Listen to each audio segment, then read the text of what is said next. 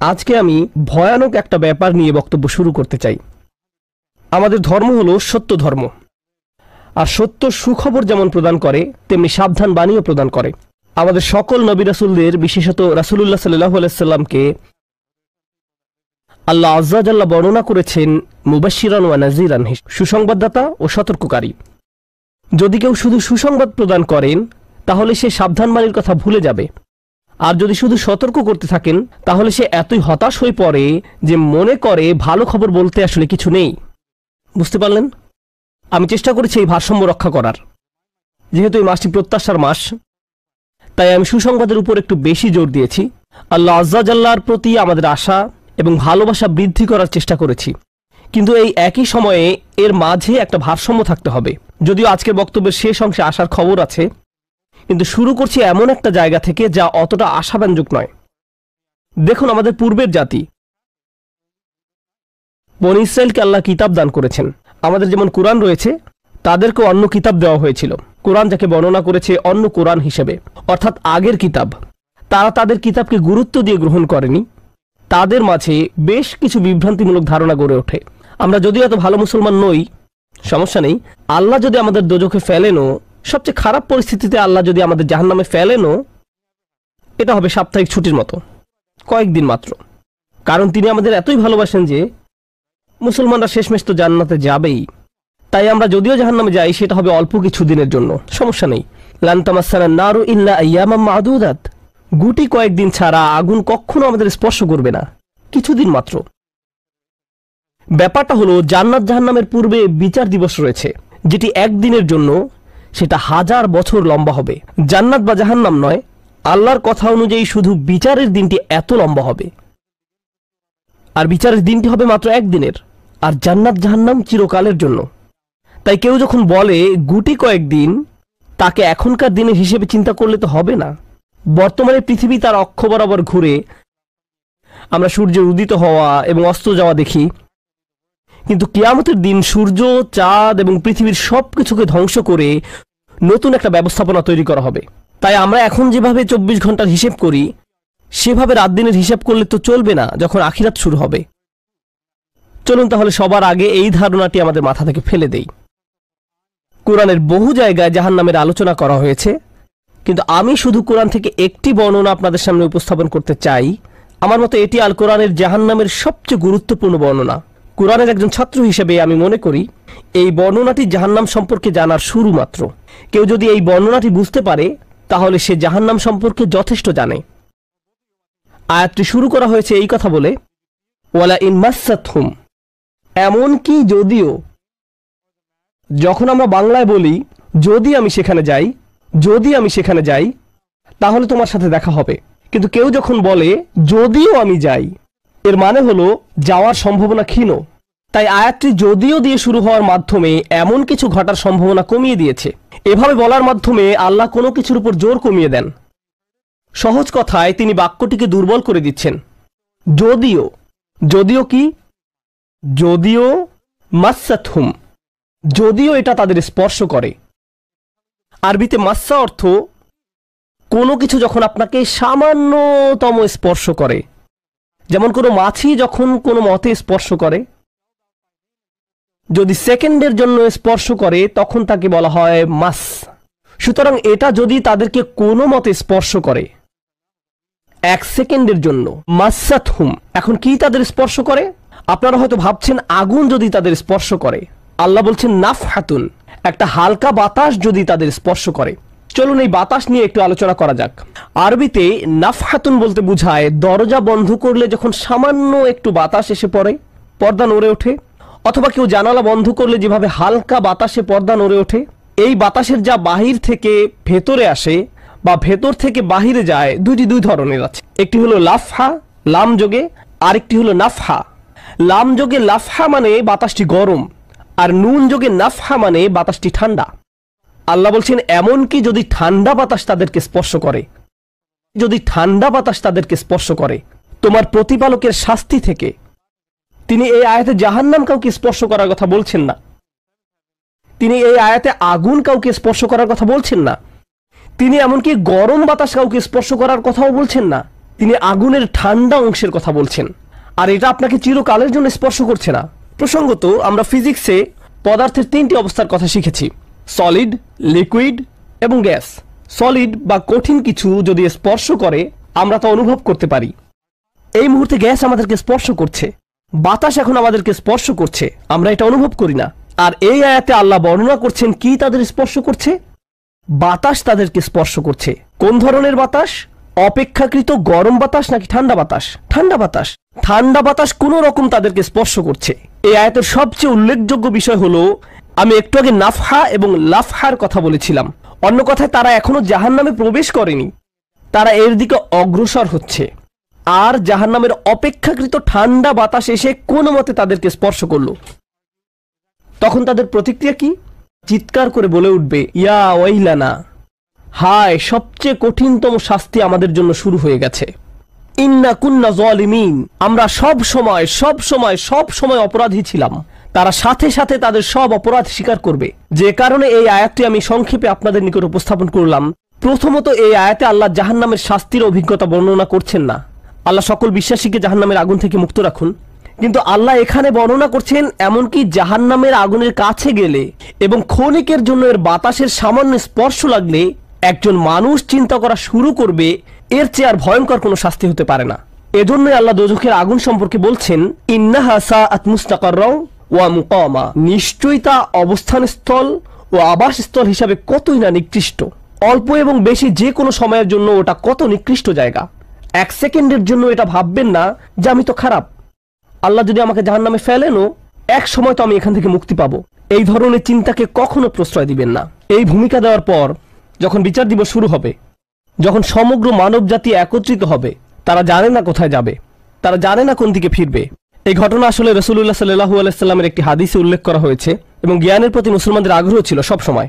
তো একবার কিছু মানুষ বিখ্যাত সাহাবী আনাস ইবনে মালিক রাদিয়াল্লাহু তাআলা আনহুর কাছে এলো, কারণ মানুষ লোকমুখে এই খবর পেয়েছিল যে আনাস এই হাদিসটি জানতেন, আর এটি অনেক বড় একটি হাদিস, বুখারী শরীফে বর্ণিত আছে। এই ঘটনা ঘটে রাসূলুল্লাহ সাল্লাল্লাহু আলাইহি সাল্লামের ইন্তেকালের পরে। তিনি বলেন, হাদ্দাসানা মুহাম্মাদুন সাল্লাল্লাহু আলাইহি ওয়াসাল্লাম। এখন আনাস রাদিয়াল্লাহু তাআলা আনহু কথা বলছেন। তিনি বলেন, রাসূলুল্লাহ সাল্লাল্লাহু আলাইহি সাল্লাম আমাদের বলেছেন, ইযা কানা ইয়াউমুল কিয়ামাতি মা জান্নাসু বা'দুহুম ফি বা'দ। মনোযোগ দিয়ে শুনুন। যখন বিচার দিবস শুরু হবে, মানুষ ঢেউয়ের মতো একে অপরের উপর আশ্রে পড়বে, সর্বোচ্চ বিশৃঙ্খলা, সবাই একে অন্যের দিকে ছুটতে থাকবে। ফায়াতুনা আদম, তারা কোনো একভাবে আদম আলাইহিস সালামের দেখা পাবে, তারা তার কাছে ছুটে আসবে। ফায়াকুলুনা ইশফা আলানা ইলা রাব্বিক, সমগ্র মানব জাতি আদম আলাইহিস সালামের কাছে ছুটে আসবে এবং বলবে, আপনি কি দয়া করে আমাদের পক্ষ থেকে আল্লাহর সাথে কথা বলতে পারবেন? আমরা আল্লাহর ভয়ে ভীত। আপনি তো প্রথম মানুষ, আপনি তো সেই ব্যক্তি যাকে আল্লাহ ফেরেশতাদের সিজদা দিয়ে সম্মানিত করেছেন, আপনাকেই তো পছন্দ করা হয়েছে, আমরা সবাই আপনার সন্তান, আপনি আমাদের পিতা, তাই দয়া করে আমাদের জন্য আল্লাহর সাথে কথা বলুন, আমরা খুবই ভীত। এরপর তিনি বলবেন, ফায়াকুলু লাস্তু লাহা, তিনি বলবেন, আমি এর যোগ্য নই, আমি পারবো না। ফায়াকুলু লাস্তু লাহা ওয়ালাকিন আলাইকুম বিইব্রাহিম, তোমরা কেন ইব্রাহিমের সাথে কথা বলছো না? তোমাদের উচিত ইব্রাহিমের সাথে কথা বলা। অতএব মানব জাতি এখন কার খোঁজ করছে? ইব্রাহিম আলাইহিস সালাম। ফাইন্নাহু খলিলুর রহমান, তার কাছে যাও, কারণ তিনি রহমানের খুবই কাছের বন্ধু। ওয়াত্তাখাযাল্লাহু ইব্রাহিমা খলিলা, কোরআনে এসেছে আল্লাহ ইব্রাহিমকে তার বন্ধুরূপে গ্রহণ করেছেন। তাই ইব্রাহিমের কাছে যাও, তিনি তোমাদের সাহায্য করতে পারবেন। তারা ইব্রাহিমের কাছে যাবেন। ফায়াতুনা ইব্রাহিমা ফায়াকুলু লাস্তু লাহা, তারা ইব্রাহিমের কাছে গেলে তিনি বলবেন, আমি এর যোগ্য নই, আমাকে এই কাজের জন্য তৈরি করা হয়নি, আমি তোমাদের জন্য আল্লাহর সাথে কথা বলতে পারবো না। ওয়ালাকিন আলাইকুম বিমূসা, তোমরা কেন মূসা আলাইহিস সালামের কাছে যাচ্ছ না? তো মানব জাতি মূসা আলাইহিস সালামের কাছে দৌড়ে যাবে। ফাইন্নাহু কালিমুল্লাহ, তিনি আল্লাহর সাথে অনেক কথা বলতেন। ওয়া কাল্লামাল্লাহু মূসা তাকলিমা, আর আল্লাহ মূসার সাথে কথা বলেছেন সরাসরি। সুতরাং তিনি যেহেতু আল্লাহর সাথে কথা বলতে অভ্যস্ত, আজকে তো কথা বলার উত্তম সময়, তিনি তোমাদের পক্ষ থেকে আল্লাহর সাথে কথা বলবেন। ফায়াতুনা মূসা ফায়াকুলু লাস্তু লাহা, মানব জাতি দৌড়ে মূসা আলাইহিস সালামের কাছে যাবে, তিনি বলবেন, আমি এর যোগ্য না, আমি পারবো না। ওয়ালাকিন আলাইকুম বিঈসা, তোমরা ঈসা আলাইহিস সালামের কাছে কেন যাচ্ছ না? ফাইন্নাহু রূহুল্লাহ ওয়া কালিমাতুহু, তিনি হলেন আল্লাহর দেওয়া রূহ এবং তিনি আল্লাহর কালিমা, আল্লাহর হুকুমে তিনি অলৌকিকভাবে জন্মগ্রহণ করেন। কুন ফায়াকুন, অতএব তিনি যেহেতু সকল রাসূলদের মাঝে বিশেষ মর্যাদার অধিকারী, তার কাছে যাও, তার সাথে কথা বলো। সকল মানুষ দৌড়ে ঈসা আলাইহিস সালামের কাছে যাবে। ফায়াকুলু লাস্তু লাহা, তিনি বলবেন, আমি পারবো না, এই কাজ আমার জন্য নয়, আমাকে এই কাজের জন্য তৈরি করা হয়নি। তারপর তিনি বলবেন, ওয়ালাকিন আলাইকুম বিমুহাম্মাদিন সাল্লাল্লাহু আলাইহি ওয়াসাল্লাম, মানবজাতি তোমাদেরকে মুহাম্মদ সাল্লাল্লাহু আলাইহি সাল্লামের কাছে যেতে হবে। মানুষেরা তখন রাসূলুল্লাহ সাল্লাল্লাহু আলাইহি সাল্লামের কাছে যাবে। এখন রাসূল সাল্লাল্লাহু আলাইহি সাল্লাম আমাদের বলছেন, ফায়াতুনি ফাআকুল, সবাই তখন আমার কাছে আসবে আর আমি তাদেরকে বলবো। এখন রাসূল সাল্লাল্লাহু আলাইহি সাল্লাম আমাদের বলছেন, আনা লাহা, আমার জন্য এই কাজ, আমি এই কাজের যোগ্য। আনা লাহা ফাআস্তাযিনু আলা রব্বি। প্রসঙ্গত আমি আপনাদেরকে আরো বলার পূর্বে বিচার দিনের একটা দৃশ্য হলো, আল্লাহ বলেন, ইয়াউমা ইয়াকুমুর রূহু ওয়াল মালাইকাতু সাফফান লা ইয়াতাকাল্লামুনা ইল্লা মান আযিনা লাহুর রহমান ওয়া ক্বালা সাওয়াবা। যেদিন রূহ ও ফেরেশতাগণ সারিবদ্ধভাবে দাঁড়াবে, এমন এক সময় থাকবে যখন কেউ কথা বলতে পারবে না। এমন এক ধরনের নীরবতা, এমন নীরবতা বিরাজ করবে যার কথা মানবজাতি কোনোদিন শোনেনি। এমন ধরনের নীরবতার অস্তিত্ব কখনো কোনোদিন ছিল না। সেই রকম পিনপতন নীরবতায় আল্লাহ বলেন, লা ইয়াতাকাল্লামুন, কেউ কথা বলতে পারবে না, ইল্লা মান আযিনা লাহুর রহমান, দয়াময় আল্লাহ যাকে অনুমতি দিবেন সে ব্যতীত। আর তিনি হলেন মুহাম্মদুর রাসূলুল্লাহ সাল্লাল্লাহু আলাইহি সাল্লাম। তিনি এমন সময় আল্লাহর কাছে আসবেন যখন সৃষ্টির কারো একটি শব্দ করার অনুমতি থাকবে না, সৃষ্টির কারো কোনো আওয়াজ শোনা যাবে না। তিনি আল্লাহর সামনে এসে আল্লাহর কাছে কথা বলার অনুমতি চাইবেন। ফায়ুযানু লি, তিনি বলেন আমাকে কথা বলার অনুমতি দেওয়া হবে। ওয়ায়ুলহিমুনি মাহামিদা আহমাদাহু বিহা লা ইয়াহদুরুনিল আন, সেই দিন আল্লাহ আমাকে স্পেশাল একটি দোয়ার মাধ্যমে তার প্রশংসা, তার কৃতজ্ঞতা করা শেখাবেন, যেটি বিচার দিবসে আমাকে দেওয়া হবে, যা এর পূর্বে কাউকে দেওয়া হয়নি, কোনো সৃষ্টিকে দেওয়া হয়নি। এক স্পেশাল ওয়াহি রাসূলুল্লাহ সাল্লাল্লাহু আলাইহি সাল্লামকে দেওয়া হবে বিচার দিবসে, যা কোনো সৃষ্টিকে দেওয়া হয়নি। আর তিনি সেই দিন সে স্পেশাল উপায়ে আল্লাহর প্রশংসা করবেন, লা ইয়াহদুরুনিল আন, আর সেই ওহী এখনো আমার কাছে আসেনি, সেই দোয়া এখনো আমি জানি না। ফা আহমাদাহু বিতিলকাল মাহামিদ, তারপর আমি আল্লাহর দেওয়া সেই স্পেশাল বাক্যগুলোর মাধ্যমে আল্লাহর প্রশংসা করব। ওয়া আখিরু লাহু সাজিদান, আমি সেই বাক্যগুলো উচ্চারণ করার পর আল্লাহর সমীপে সিজদায় অবনত হব। কিয়ামতের দিনের দৃশ্যপটে রাসূলুল্লাহ সাল্লাল্লাহু আলাইহি সাল্লাম এমন জায়গায় থাকবেন, এই অবস্থাকে বলা হয় মাকাম মাহমুদা, একটা স্টেশন, অথবা বলতে পারেন এমন একটা স্টেজ যা প্রশংসিত, আর মানবজাতি সেটা প্রত্যক্ষ করবে। আমরা সবাই এটা দেখতে পাবো। আমরা সবাই তখন নিশ্চুপ থাকব, আর তিনি সিজদায় পড়ে যাবেন। তিনি যখন সিজদায় পড়ে যাবেন তখন আল্লাহ আযজা ওয়া জাল্লা তার সাথে কথা বলবেন। এতক্ষণ তিনি আল্লাহর সাথে কথা বলছিলেন, এখন আল্লাহ আযজা ওয়া জাল্লা তার সাথে কথা বলবেন। তিনি কি বলবেন? ইয়া মুহাম্মদ ইরফা রাসাকা, তিনি বলবেন মুহাম্মদ তোমার মাথা উত্তোলন করো। ওয়াকুল, বলো, ইউসমা আলাকা, তোমার কথা শোনা হবে। শুধু যে আল্লাহ তার কথা শুনবেন তা নয়, বরং বিচার দিনে উপস্থিত সবাই তার কথা শুনতে পাবে। ইউসমা আলাক, তারপর আল্লাহ বলেন, ওয়াসাল তুতা, চাও তোমাকে দেওয়া হবে, তুমি যা চাও দেওয়া হবে। কিয়ামতের দিন আল্লাহর একটি সৃষ্টি কেমন পজিশনে থাকলে আমরা সবাই যখন আল্লাহর নিকট ভিক্ষা চাচ্ছি, আতমিম লানা নূরানা ওয়াগফির লানা, হে আমাদের পালনকর্তা, আমাদের নূরকে পূর্ণ করে দিন এবং আমাদেরকে ক্ষমা করুন, এই কথা বলে আমরা আল্লাহ আযজা ওয়া জাল্লার কাছে কাকুতি মিনতি করতে থাকব। আর এখানে আল্লাহ তার এই সৃষ্টিকে বলছেন, তুমি চাও, তুমি যা চাও আমি দিব। সাল তুতা, এই হলো আমাদের রাসূল সাল্লাল্লাহু আলাইহি সাল্লাম। তারপর আল্লাহ বলবেন, ওয়াশফা, তুমি যদি কারো পক্ষ থেকে কথা বলতে চাও, তুমি যদি কারো ব্যাপারে সুপারিশ করতে চাও, যাও সুপারিশ করো। তুশাফা, আমি তোমাকে অন্য মানুষদের পক্ষ হয়ে কথা বলার অধিকার দিলাম। তুশাফা, এই গ্যারান্টি আল্লাহ তার রাসূল সাল্লাল্লাহু আলাইহি সাল্লামকে দিয়েছেন। ফাকুলু ইয়া রব, তখন আমি বলবো ইয়া রব, উম্মতি উম্মতি, তিনি সর্বসাকুল্যে এই কথা বলবেন, এটাই তার সম্পূর্ণ বাক্য, আমার উম্মাহ আমার উম্মাহ, আমার মানুষ আমার মানুষ। কিয়ামতের দিন সবাই বলবে, নাফসি নাফসি, আমি নিজে আমি নিজে আমি নিজে। আল্লাহর নবীরা যারা মানুষকে আল্লাহর দ্বীনে আনার জন্য দিবারাত্রি পরিশ্রম করে গিয়েছেন, যেমন ইব্রাহিম আলাইহিস সালাম, যার এই দুনিয়ায় থাকাকালীন সময়ে শুধু একটাই উদ্বেগ ছিল মানুষের মুক্তি, বিচারের দিনে তিনি বলবেন, না, যাও অন্য কোথায় যাও, যাও মুসার সাথে কথা বলো। মুসা আলাইহিস সালাম, যিনি বনি ইসরাইল নিয়ে চিন্তিত ছিলেন, তিনি বলবেন, না, যাও ঈসার সাথে গিয়ে কথা বলো। আর আমাদের রাসূল সাল্লাল্লাহু আলাইহি সাল্লাম বলবেন, প্রসঙ্গত কোরআনে কিয়ামত দিবসের যে ভয়াবহতার কথা বর্ণনা করা হয়েছে তা একবার চিন্তা করে দেখুন। ইয়াউমা তারাউনাহা তাযহালু কুল্লু মুরদিআতিন আম্মা আরদাআত, প্রত্যেক মা যে তার বাচ্চাকে দুধ খাওয়াচ্ছে তার বাচ্চাকে ফেলে দিবে যেন সে কিছুই না। ইয়াফিরুল মারউ মিন আখিহি ওয়া উম্মিহি ওয়া আবিহি, সেদিন মানুষ তার ভাইয়ের কাছ থেকে পালাবে, মায়ের কাছ থেকে পালাবে, বাবার কাছ থেকে পালাবে। ওয়া সাহিবাতিহি ওয়া বানিহি, তার স্ত্রীর কাছ থেকে পালাবে, ছেলেমেয়ের কাছ থেকে পালাবে। আপনাদের কেউ কেউ হয়তো ইতিমধ্যে স্ত্রীর কাছ থেকে পালিয়ে বেড়ান, তাই আপনাদের কাছে হয়তো এটা অতটা ভীতিপ্রদ নয়। এই আয়াত হয়তো আপনার জন্য ভয়ের নয়, কেউ কেউ ভাবছে অবশেষে। যাই হোক, সমস্ত গুরুত্বের সাথে সেই দিন সবাই কাকে নিয়ে উদ্বিগ্ন থাকবে? নিজেকে নিয়ে। প্রকৃতপক্ষে সেদিন প্রত্যেক ব্যক্তি বলবে ওমান ফিল আরদি জামিআ সুম্মা ইউনজিহ, সবাইকে জাহান্নামে নিয়ে যান এবং বিনিময়ে আমাকে জান্নাতে প্রবেশ করতে দিন। এটাও কোরআনে এসেছে। মানুষ সেদিন এমন মরিয়া হয়ে উঠবে, সেদিন একজন মানুষ আল্লাহর সাথে কথা বলবেন, আর প্রথম যে শব্দগুলো তার মুখ থেকে উচ্চারিত হবে তা হলো উম্মতি উম্মতি। আপনার জন্য আপনার রাসূলের ভালোবাসা এমনই প্রগাঢ় সাল্লাল্লাহু আলাইহি সাল্লাম। আমার উম্মাহ আমার উম্মাহ। যদি আমরা তাকে ভালোবেসে থাকি, তাহলে যেই উম্মতের জন্য আল্লাহ রাসূলের এত ভালোবাসা, সেই উম্মতের জন্য আমাদের অন্তরে কিভাবে এত ঘৃণার বাস হয়? কিভাবে সম্ভব এটা? কিভাবে আমাদের পরস্পরের প্রতি এত ক্রোধ, বিচার, সমালোচনা, বিভক্তি, বিদ্বেষ, অনুমান, অহংকার? আর এই মানুষগুলো দাবি করে তারা রাসূলুল্লাহ সাল্লাল্লাহু আলাইহি সাল্লামকে ভালোবাসে। এইসব তুচ্ছ বিষয় ভুলে যেতে এই ভালোবাসা কি যথেষ্ট নয়? আমাদের কোন পার্থক্যগুলো এর চেয়ে বড়? তো যখন রাসূলুল্লাহ সাল্লাল্লাহু আলাইহি সাল্লাম বলবেন উম্মতি উম্মতি, আল্লাহ সুবহানাহু ওয়া তাআলা বলবেন ফায়াকুলু ইনতালিক ফাআখরিজ মিনহা মান কানা ফি কলবিহি মিসকালা শাইরাতিন মিন ঈমান।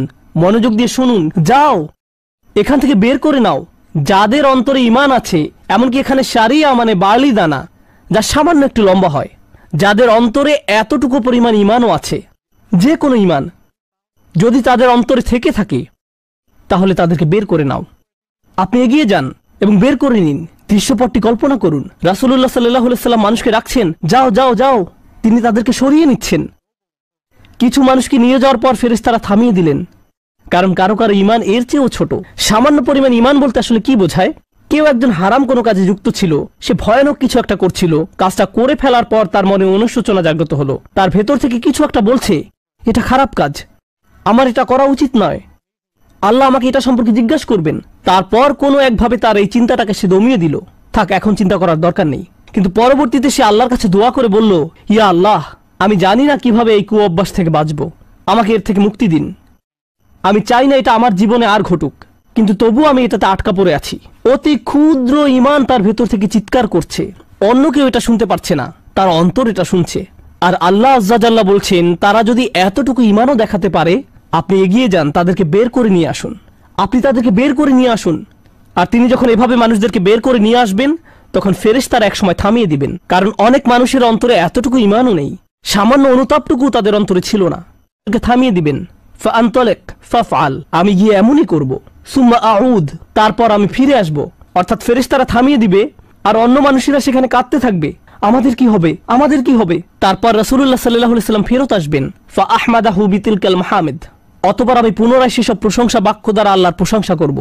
লক্ষ্য করুন, প্রথমবার তিনি প্রার্থনা করার জন্য অনুমতি চেয়েছিলেন, তাই না? দ্বিতীয়বারের বেলায় অনুমতির কোনো উল্লেখ নেই।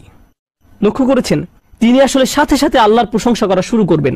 আল্লাহ কি তাকে এমনটি করতে বলেছেন? না, এটা হলো নিজ উম্মতের প্রতি তার অপরিসীম ভালোবাসার বহিঃপ্রকাশ। তিনি আবারও আল্লাহর প্রশংসা করা শুরু করবেন, এই আশায় যে আল্লাহ তাকে অটোমেটিক অনুমতি দিবেন। সুম্মা আখিরু লাহু সাজিদান, আর সিজদায় পড়ে যাব। ফায়াকুলু ইয়া মুহাম্মদ, আমাকে বলা হবে, হে মুহাম্মদ, ইরফা রাসাকা, তোমার মাথা উঠাও। কুল ইউসমা লাকা, বলো তোমার কথা শোনা হবে। ওয়াসাল তুতা, চাও তোমাকে আবার দেওয়া হবে। ওয়াশফা তুশাফা, সুপারিশ করো, সুপারিশ গ্রহণ করা হবে। তোমাকে সুযোগ দেওয়া হবে তাদেরকে বের করে নেয়ার, তোমাকে তাদের জন্য সুপারিশ করার সুযোগ দেওয়া হবে। ফাআকুলু ইয়া রব উম্মতি উম্মতি, আমি তখন বলবো, হে আমার রব, আমার উম্মত আমার উম্মত। তিনি তো ইতোমধ্যে অল্প ঈমানের অধিকারীদেরকে বের করে নিয়েছেন। ফায়াকুলু ইনতালিক, এরপর আল্লাহ বলবেন, এগিয়ে যাও। ফাআখরিজ মিনহা মান কানা ফি কলবিহি মিসকালা যাররাতিন আও খারদালাতিন মিন ঈমান, তোমাকে সুযোগ দেওয়া হবে তাদেরকে বের করে নেয়ার, সুপারিশ গ্রহণ করা হবে। যাদের অন্তরে এক বিন্দু পরিমাণ ঈমান আছে, বালির দানা নয়, বালির দানা তো এতটুকু লম্বা, বরং বিন্দু পরিমাণ। খারদালা মানে সরিষার দানা, অতি ক্ষুদ্র বিন্দুর মতো। আর যখন আল্লাহ বলছেন এর ওজনের মতো, বর্তমানে আমাদের কাছে ডিজিটাল ওজন মাপার যন্ত্র আছে, আগের দিনে পাল্লা ছিল, তাই আপনি যখন এক মুষ্টি চাল এক পাল্লায় রাখতেন, সেটা হয়তো তেমন একটা ঝুঁকতো না। যদি একটু বেশি করে চাল রাখতেন, তখন একটু ঝুঁকতো। এখন ডিজিটাল ওজন মাপার যন্ত্র দিয়ে গ্রাম, কিলোগ্রাম মাপা হয়। এমনকি সামান্য কয়েক দানা রাখলেও যন্ত্রের স্ক্রিনে ভেসে উঠে 0.001 গ্রাম। এখন শুধু একটি চাল রেখে দেখুন, বা একটি সরিষার দানা রেখে দেখুন, স্ক্রিনে কিছু ভেসে উঠে কিনা? কিছুই হয় না, কিছুই হয় না। আর আল্লাহ বলছেন, আমি তোমার সুপারিশের কারণে, রাসূলুল্লাহ সাল্লাল্লাহু আলাইহি সাল্লামের দোয়ার কারণে এমন মানুষদেরকেও মুক্তি দিব যাদের ঈমান এমনকি এই দুনিয়ায়ও মাপা যায় না, এই দুনিয়ায়ও মাপা যায় না। প্রসঙ্গত আপনি যদি একটি দানা খান বুঝতে পারবেন যে কিছু খেয়েছেন? আপনি এমনকি বুঝতেও পারবেন না।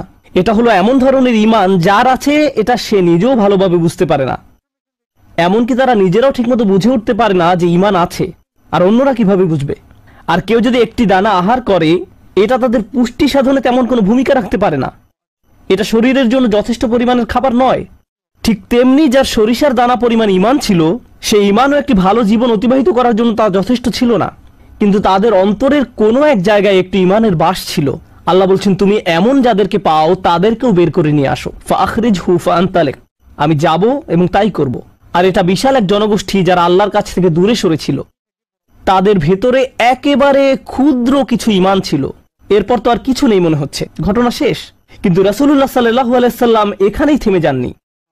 ফাআহমাদাহু বিতিলকাল মাহামিদ সুম্মা আখিরু লাহু সাজিদান, তিনি এখানেই থেমে যাননি, তিনি আবারও ফিরে যাবেন এবং আমি সেসব প্রশংসা বাক্য দিয়ে আল্লাহর প্রশংসা করব এবং আবারও সিজদায় পড়ে যাব।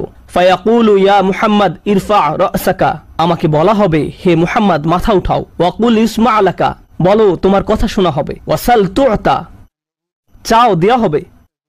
আল্লাহ আজ্জা ওয়া জাল্লা সহজেই বলতে পারতেন তুমি তো ইতিমধ্যে চেয়েছো এবং তোমাকে দেয়া হয়েছে, কিন্তু তৃতীয়বারের মতো রাসূলুল্লাহ সাল্লাল্লাহু আলাইহি সাল্লামকে বলা হচ্ছে ওয়াশফা তুশাফা, এগিয়ে যাও, মানুষের জন্য সুপারিশ করো, গ্রহণ করা হবে, তোমাকে তাদের পক্ষে চাওয়ার সুযোগ দেওয়া হবে, আমি তোমাকে এটা দিচ্ছি। ফাআকুলু ইয়া রব উম্মতি উম্মতি, আমার উম্মত আমার উম্মত। এখন চলুন এখানে একটু থামি। যদি আপনি এই সুযোগ পেতেন, আল্লাহ যদি আপনাকে বলতেন তুমি যা চাও তাই পাবে, তুমি চাও দেয়া হবে, যা কিছুই তুমি চাও না কেন, আমাদের বিশাল একটা লিস্ট আছে। রাসূলুল্লাহ সাল্লাল্লাহু আলাইহি সাল্লামকে এই সুযোগ কয়বার দেয়া হয়েছে? কত মিলিয়ন মানুষকে ইতিমধ্যে রক্ষা করা হয়েছে। তৃতীয়বার তো তিনি নিজের জন্য কিছু চাইতে পারতেন। আমরা তো মানুষ, আল্লাহ যদি বলেন চাও আমি দিব, আর এই মানুষটি আল্লাহর সামনে দাঁড়িয়ে আছেন আর তাকে বলা হচ্ছে, কিন্তু তারপরেও তার জিহ্বায় উম্মাহ উম্মতি উম্মতি, তো আল্লাহ বলবেন ফায়াকুলু ইনতালিক, সামনে এগিয়ে যাও। ফাখরিজ মান কানা ফি কলবিহি আদনা আদনা আদনা মিসকাল হাব্বাতিন খরদালিম মিন ঈমান, যাও সামনে এগিয়ে যাও এবং এমন প্রত্যেক ব্যক্তিকে বের করে আনো যার একটি সরিষার অতি ক্ষুদ্র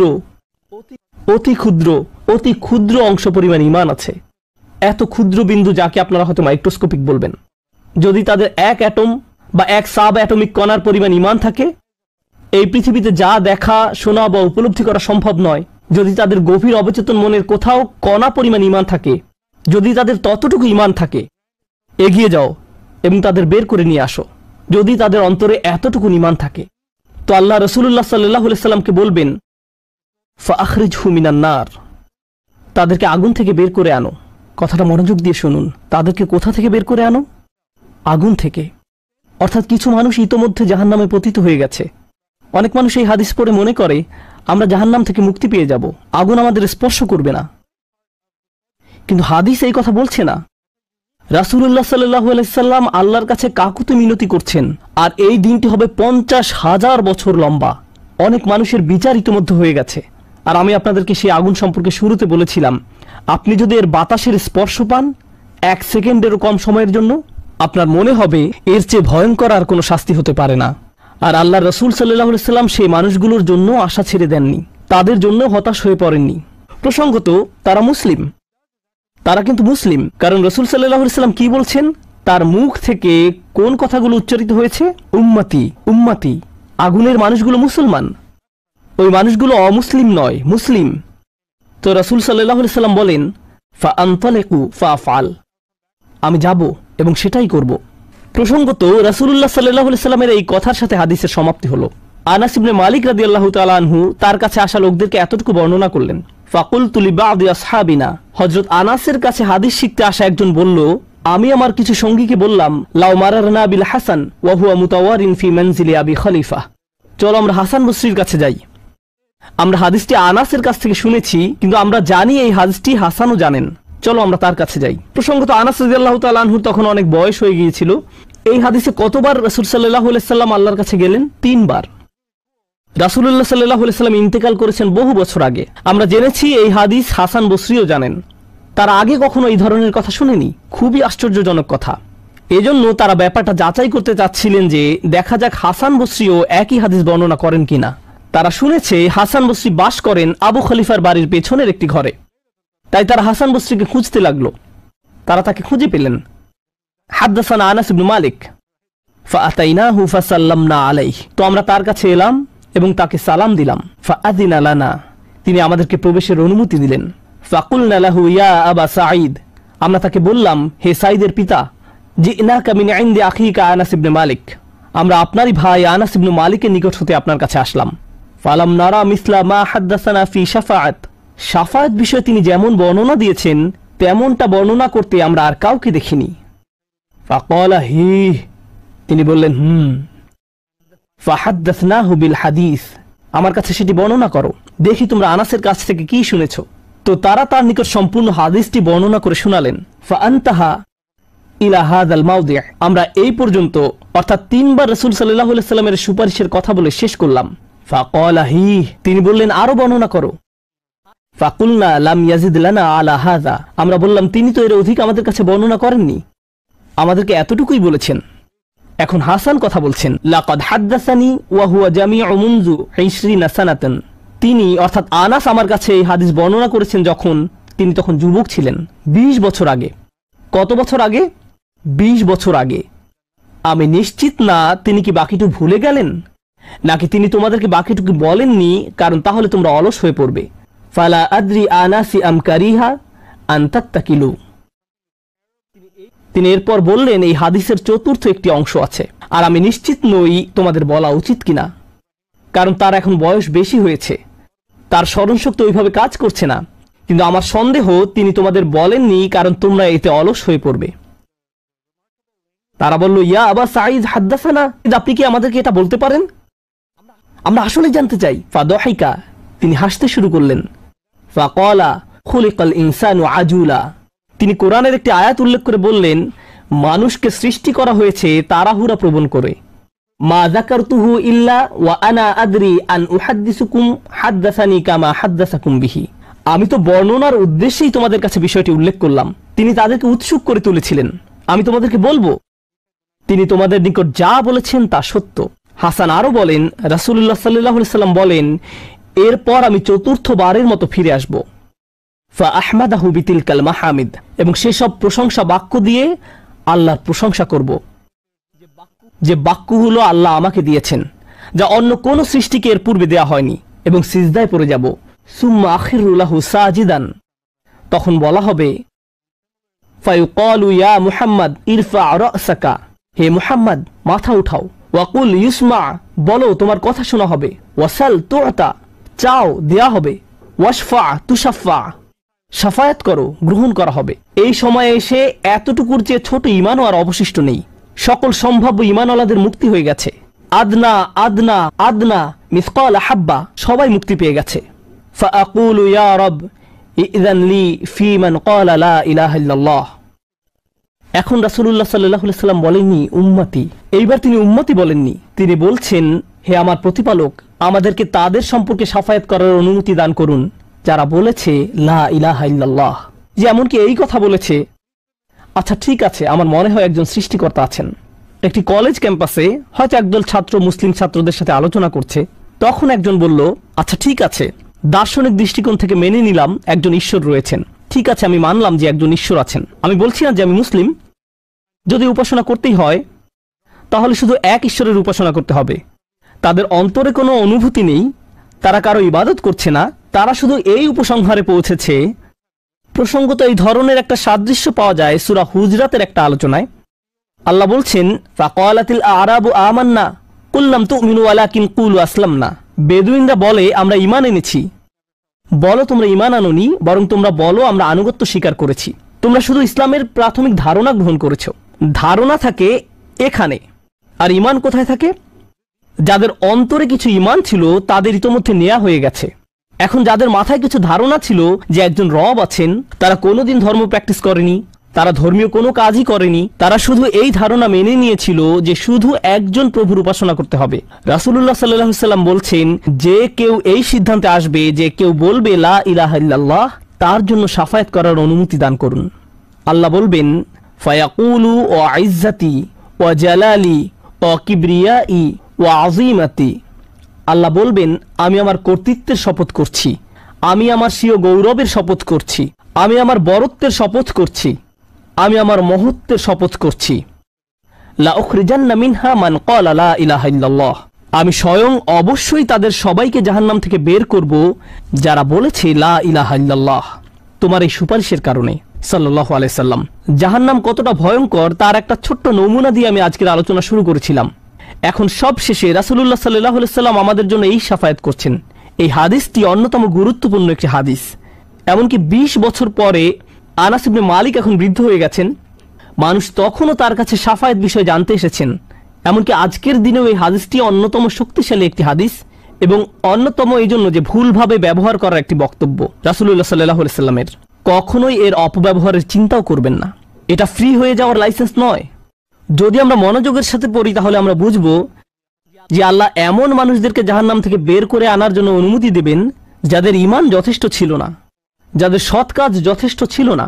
পক্ষান্তরে এমন অনেক মানুষ থাকবে যাদের অন্তরে ঈমান আছে, যাদের ডান হাতে সৎ কাজ আছে, আর এই সৎ কাজগুলো বিচারের দিনে আলোতে পরিণত হবে। হৃদয়ের ঈমানও বিচারের দিনে জ্যোতিতে পরিণত হবে। ইয়াসআ নূরুহুম বাইনা আইদিহিম ওয়া বিআইমানিহিম। তাদের বুকের ভেতর থেকে আলো ছুটতে থাকবে এবং তাদের ডান হাত থেকে এই আলো টর্চে পরিণত হবে, গাড়ির হেডলাইটের মতো। চারপাশে থাকবে অন্ধকারাচ্ছন্ন, আর আপনি জান্নাতের দিকে ছুটতে থাকবেন। আপনাকে জাহান্নাম অতিক্রম করে যেতে হবে, এটা আল্লাহর নির্দেশ। ওয়া ইম মিনকুম ইল্লা ওয়ারিদুহা। জান্নাতে যেতে হলে সবাইকে জাহান্নাম অতিক্রম করে যেতে হবে, সবাইকে, এর কোনো ব্যতিক্রম নেই। আর এই ব্রিজ অতিক্রম করতে হলে আপনার আলো লাগবে। যদি আলো না থাকে তাহলে পড়ে যাবেন। তো মানুষ যখন হেঁটে যাচ্ছে তখন অনেকের এত পরিমাণ আলো থাকবে যেন মক্কা থেকে সিরিয়া দেখা যাচ্ছে, আর কারো কারো এত অল্প পরিমাণ আলো থাকবে যে তারা কোনো মতে পায়ের সামনের কিছু অংশ দেখতে পাবে, কারণ তাদের ঈমান দুর্বল ছিল। কিন্তু এই হাদিস এমন মানুষদের সম্পর্কে নয় যাদের সামান্য কিছু আলো থাকবে বা অনেক বেশি আলো থাকবে। এই হাদিস এমন মানুষদের সম্পর্কে যাদের আলো এত স্বল্প পরিমাণ যে এটি দিয়ে কিছুই দেখা যাচ্ছে না, আর যাদের আলো আছে তারা আল্লাহর কাছে ভিক্ষা করতে থাকবে, রব্বানা আতমিম লানা নূরানা ওয়াগফির লানা। আমাদেরকে আমাদের আলো পূর্ণ করে দিন, ব্যাটারি যেন শেষ হয়ে না যায়। আমাদেরকে জান্নাতের গেটে পৌঁছে দিন, আমাদেরকে ক্ষমা করে দিন। আমরা আল্লাহর কাছে ভিক্ষা চাচ্ছি যেন তিনি আমাদের কপালে রাসূলুল্লাহ সাল্লাল্লাহু আলাইহি সাল্লামের শাফায়াত জুড়ে দেন। তিনি যেন আমাদেরকে তাদের অন্তর্ভুক্ত করেন যারা আরশের ছায়ায় থাকবে। আমরা আল্লাহর কাছে প্রার্থনা করছি তিনি যেন আমাদেরকে তাদের অন্তর্ভুক্ত করেন যাদেরকে এমনকি জাহান্নামের আগুনের ঠান্ডা বাতাসও স্পর্শ করবে না। আমরা আল্লাহর কাছে দোয়া করছি তিনি যেন আমাদেরকে তার রাসূলের অনুগত উম্মায় পরিণত করে দেন। তাদের অন্তর্ভুক্ত নয় যাদের ব্যাপারে তিনি অভিযোগ করবেন, বরং তাদের অন্তর্ভুক্ত করুন যাদের জন্য তিনি সুপারিশ করবেন। আগেরবার আমি বলেছিলাম একদল মানুষ সম্পর্কে রাসূলুল্লাহ সাল্লাল্লাহু আলাইহি ওয়াসাল্লাম অভিযোগ করবেন, ইন্না কওমি ইত্তাখাযু হাযাল কুরআনা মাহজুরা। হে আমার রব, নিশ্চয়ই আমার কওম এই কোরআনকে পরিত্যাজ্য গণ্য করেছে। আমরা তাদের অন্তর্ভুক্ত হতে চাই না। আমরা তাদের অন্তর্ভুক্ত হতে চাই যাদের জন্য তিনি আল্লাহর কাছে সুপারিশ করবেন। আল্লাহ যেন আমাদের সবাইকে তার রাসূলের শাফায়াতের যোগ্য করে দেন।